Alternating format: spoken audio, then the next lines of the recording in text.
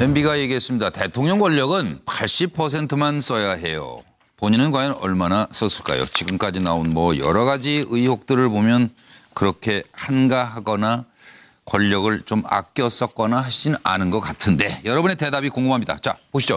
나도 피해자라고 지금 주장하고 있는 MB. 정작 그가 했던 행동들을 정리해보면 김관진 구속, 사이버사 활동을 보고했다. MB는 우리 사람 뽑아라 지시했다고 진술했습니다. 군 사이버 사령부 댓글 공작 개입이 증명이 된 거다. 그 얘기고요. 원세훈 전 원장은 댓글 부대 만들어 여론 조작, 야권 정치인 및 정부 비판 학계 인사에 대한 사찰 공작을 진행했다. 국정원 정치 개입 및 온라인 여론 조작. 그런데 MB가 나도 블랙리스트 피해자다. 그리고 대통령 권력은 80%만 써야 한다라는 발언을 내놓았습니다. 문성근 김미화 합성사진 공작 정권 수준이 개탄스럽다. 블랙 화이트 리스트 관여 및 공영방송 장악 지금 의혹도 받고 있고요. 이 MB 정부는. 그리고 BBK 투자 피해자들은 직권남용으로 피해를 봤다. 주진우 기자 얘기로는 140억 조사하면 MB는 사법 처리가 돼야 한다 이런 얘기입니다. 그래서 다스 140억 투자금 회수 개입 의혹에서도 지금 자유롭지 못합니다. 들어보시죠. 이제 국민의 불안을 털어버리고 우리 모두 우리 정부가 힘을 모아서 앞으로 전진해서 튼튼한 외교 안보 속에서 경제가 발전해 나갈 수 있는 그런 기회를 만들어 주었으면 좋겠다 하는 그런 생각을 합니다. 저는 오늘 짧게 이야기하고 들어가겠습니다. 자, 수고했습니다, 여러분. 고맙습니다. 사이버사 활동 관련 국정원 댓글 상식에 벗어나는 질문 하지 마세요. 그 상식 안 맞아요. 수고하셨습니다. 2심 재판에서 그 공직선거법 위반과 관련해 가지고는 그 무죄로 해주신 데서는 아주 저는 옳은 판단해 주셨다고 감사히 생각하고 있고, 국정원법 위반에 대해서는 어디까지나 저희가 뭐 정치개혁을 하려는 것이 아니고 북한에서 계속 뭐냐면 우리나라 국가 정책을 여러 형태로 비난을 해왔기 때문에 거기에 대한 우리가 대응을 했는데, 사실상 구체적으로 뭐 우리가 무슨 뭐 인터넷 댓글을 쓴다든지 뭐 하는 그런 건 몰랐다고 지난번에 최후 진술에서도 말씀드린 바 있습니다. 선거법은 무죄가 나왔고 국정원법은 유죄가 나왔잖아요. 재판 결과 받아들이십니까? 아니 그러니까 항소심에서 우리가 발표했습니다. 원장님이 아시지를 못하는 거를 지금 원장한테 다 뒤집어 씌우고 누가 뭐 어쨌다 이렇게 얘기를 하는 거죠. 국정원이 몇 명이신 줄 아세요? 직원이? 엄청 많습니다. 그 부서마다 일을 했지 놀았겠어요. 그런데 이 첩보라는 거는 원장님을 통해서 가는 게 아니에요. 이 각 부서에서 다 보내준대요. 기무사 뭐 어디 자기네가 이렇게 느낀 거를.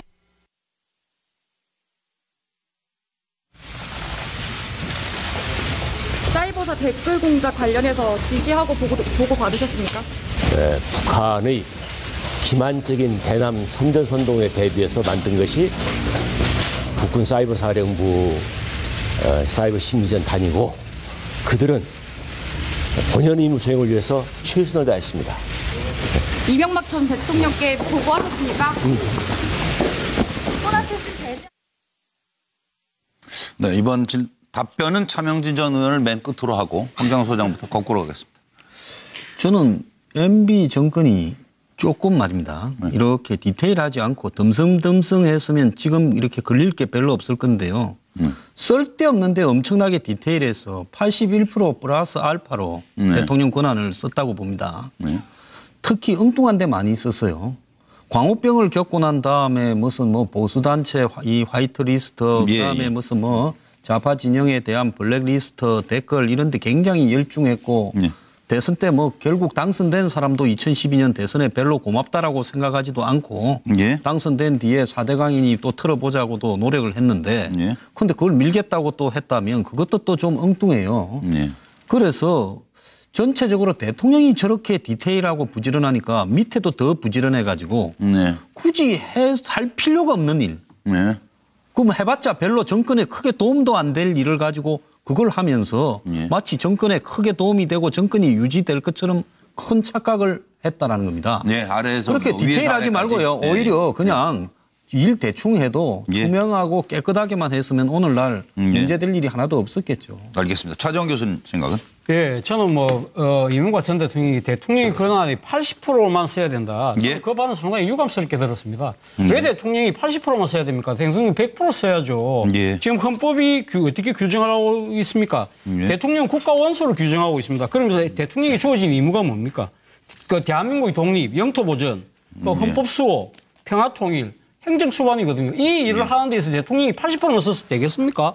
110%, 120%라도 써야죠. 예. 물론 지금 지금 문제가 되고 있는 부분은 사실은 80% 그러니까 적게 썼다는 부분이 문제가 아니라 지금 지나치게 사적인 부분에 썼다는 게 문제가 되고 있는 거 아닙니까? 예. 그렇기 때문에 대통령의 정당한 직무집행을 위해서는 120%, 200%도 써야 되는데 문제는 제가 1대 100이라 쓴 이유는 단 1%라도 사적인 용도로 쓰면 안 된다는 거죠. 이게 제로가 되는 한이 제로가 되고 당연히 대통령의 정당한 권력의 행사에는 100%, 120%, 네, 그렇습니다. 200%까지 써야 된다는 것이 국민의 생각입니다. 그런 측면에서 본다고 한다면 이명박 전 대통령이 스스로의 직무유기를 나름대로 말씀하신 것이 인정한 거 아닌가 아니냐는 생각이 이런 듭니다. 예. 생각까지 잘 들면서 유감스럽다는 이야기를 안 할 수가 없습니다. 네, 노영희 변호사님.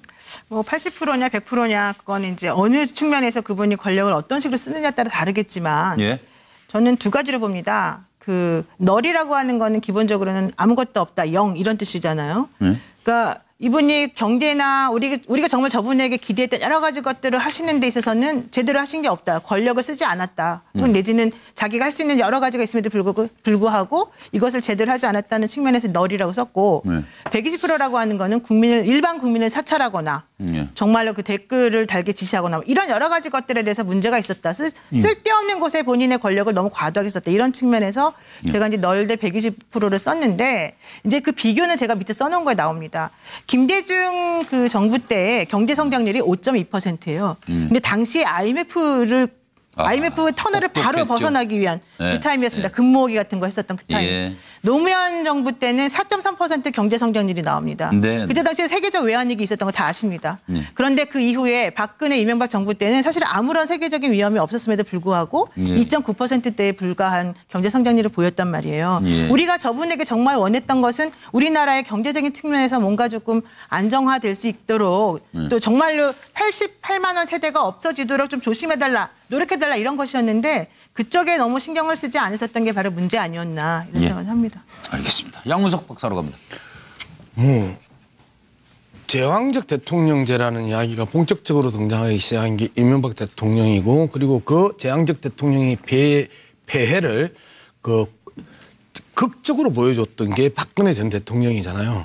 사실상 대통령이 갖고 있는 엄청난 권한들을 그러면 어떻게 사용했느냐를 좀 쳐다볼 필요가 있는데 4대강 한다고 한 100%의 그 권력을 이미 또 썼습니다. 그리고 자원 외교한다고 그래서 돈 날린다고 한 100%의 권력을 썼고요.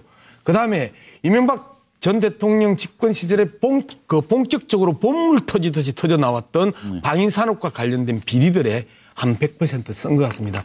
본인은 최소 300% 이상의 이 대통령의 권력을 쓰고 내 후임들은 80%만 쓰라라고 하는 것 자체도 후임들에게? 참 아이러니한 그 이야기고요. 저렇게 이야기한다고 해서 자신의 죄가 없어지는 건 아닌데 정말 저 대통령의 권력을 80%만 쓰라고 했던 전제가 있습니다. 문재인 대통령의 하명을 받고 현재 검찰이 이명박 전 대통령과 박근혜 전 대통령을 수사하려 한다라고 하는 전제가 지금 깔려 있는 거거든요. 과연 대통령의 하명 수사입니까? 이 현재의 수사가 박근혜 전 대통령은 자신이 집권할 때 구속된 사람이고요. 그다음에 이명박 전 대통령은 이미 박근혜 전 대통령에 의해서 끊임없이 수사됐던 내용들에 대해서 그 흔적들을 남겼기 때문에 지금 수사 도중에 갑자기 튀어나왔던 사건들에 의해서 수사를 받기 일보 직전에 와 있는 겁니다.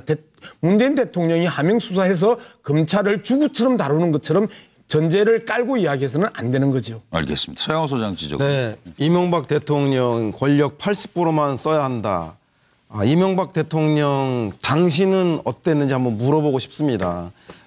쇠고기 수입 반대 촛불 집회에 놀래서 그 배후에 친노와 시민사회 단체가 배후에 있다라고 의심을 갖고 얼마나 많은 그 전임 정권의 사람들을 차갑게 했습니까? 저는 아직도 기억합니다. 정부 산하단체, 정부 기업에 들어가 있는 아주 낮은 급수의 그 공무원 그 취직한 사람까지 낱낱이 찾아내서 쫓아냈었고, 그리고 제가 모셨던 청와대 수석은 너무너무 뒤져서 오히려 청와대 파견 나온 검찰들이 이러다 일 나겠다라고 미국이라도 어디 가 있다 오시는 게 좋을 것 같다라고 얘기할 정도로 참여정부에 대해서 혹독하리만큼 뒷조사를 하고 정치보복을 하지 않았습니까? 그 결과 노무현 대통령이 비극적인 결단적 선택을 했습니다. 80% 쓴 게 그 정도 됐다면 100% 썼다간 우리 국민들이 어떤 상황 속에 살았을까? 저는 생각만 해도 가슴이 섬뜩합니다. 그 문제는 이명박 대통령이 지금 현재 문재인 정부에 할 말이 아니라 바로 이명박 대통령 스스로가 돌아봐야 될 이야기 아닌가 싶은 생각이 듭니다. 예, 이제 차명지 전 의원이 정리해 주십시오. 뉴스와이드가 언제부터 정치적 선동회장이 된 것 같은데 평론을 하라고 그랬더니 이랬습니다. 이 정권이 아주 막판에 가기 전까지는 야당이 갖고 있는 권력이라는 것은 거의 별 볼일 없고요. 여권 내에서의 권력을 어떻게 배분하는가, 이것이 바로 이제 권력의 향배를 결정하는 데 중요한 역할을 하는데, MB 때는 가만히 보면 이랬어요. MB는 강화문 권력만 갖고 있었고요. 사실 그 당시에 여의도 권력은 박근혜 당시 의원한테 있었어요. 그래서 박근혜 의원이 오케이를 해야만 법안도 통과되고 예산도 통과됐어요. 그래서 실제적으로 MB 때 MB가 지금 80% 권력만 사용해야 된다고 했지만 제가 기억하기로는 당시 MB는 51% 권력, 광화문 권력, 그리고 여의도 권력 49%는 당시 박근혜 의원한테 있었습니다. 그게 사실 그 당시에 권력 배분의 그 권력 지도의 현황이었습니다, 사실은. 그렇지. 예, 정확하게 제가 현실을 얘기한 거예요. 저희 정치 평론을 해야지 선동하는 게 아니라. 통계만 하고 계십니까? 대통령이 돼가지고 정치 권력의 51%만 소유하고 있다면 2%만 넘어가 버리면 대통령 자리에서 이렇게 쫓겨날 수도 있는데 무능한 거 아닙니까? 그 당시에는 그랬어요. 무능한 걸로 정리하셨습니다. 아니, 그 당시에 권력 지도가 그랬다는 거지. 하여튼 오늘 끝까지 한번 가보죠. 뭐 과연 평론이 어디까지가 평론이고 어디부터가 선동인지. 어쨌든 처처의 지금 피해자뿐입니다. 박근혜 전 대통령도 그렇고 이명박 전 대통령도 그렇고. 그런데 가만히 돌아보면 2007년에 이미 2007년에 시작된 악연의 고리가 두 사람을 나락으로 떨어뜨리고 있는 모양새입니다. 또 틀어보자고도 노력을 했는데 근데 그걸 밀겠다고 또 했다면 그것도 또 좀 엉뚱해요. 그래서 전체적으로 대통령이 저렇게 디테일하고 부지런하니까 밑에도 더 부지런해가지고 굳이 할 필요가 없는 일. 그럼 해봤자 별로 정권에 크게 도움도 안 될 일을 가지고 그걸 하면서 마치 정권에 크게 도움이 되고 정권이 유지될 것처럼 큰 착각을 했다라는 겁니다. 아래에서 그렇게 뭐 디테일하지 말고요. 오히려 그냥 일 대충 해도 투명하고 깨끗하게만 했으면 오늘날 문제될 일이 하나도 없었겠죠. 알겠습니다. 차정원 교수님 생각은? 예, 저는 이명박 전 대통령이 그러나 80%만 써야 된다. 그 말은 상당히 유감스럽게 들었습니다. 왜 대통령이 80%만 써야 됩니까? 대통령이 100% 써야죠. 지금 헌법이 어떻게 규정하고 있습니까? 대통령 국가 원수를 규정하고 있습니다. 그러면서 대통령이 주어진 의무가 뭡니까? 그 대한민국의 독립, 영토 보전, 헌법 수호, 평화 통일, 행정수반이거든요. 이 일을 하는 데서 대통령이 80%만 써서 되겠습니까? 110%, 120%라도 써야죠. 북한에서 계속 뭐냐면 우리나라 국가 정책을 여러 형태로 비난을 해왔기 때문에 거기에 대한 우리가 대응을 했는데 사실상 구체적으로 우리가 무슨 인터넷 댓글을 쓴다든지 하는 그런 건 몰랐다고 지난번에 최후 진술에서도 말씀드린 바 있습니다. 선거법은 무죄가 나왔고 국정원법은 유죄가 나왔잖아요. 재판 결과 받아들이십니까? 아니 그러니까 항소심에서 우리가 발표했습니다. 원장님이 아시지를 못하는 거를 지금 원장한테 다 뒤집어 씌우고 누가 어쨌다 이렇게 얘기를 하는 거죠. 국정원이 몇 명이신 줄 아세요? 직원이? 엄청 많습니다. 그 부서마다 일을 했지 놀았겠어요. 그런데 이 첩보라는 거는 원장님을 통해서 가는 게 아니에요. 이 각 부서에서 다 보내준대요. 기무사 뭐 어디 자기네가 이렇게 느낀 거를.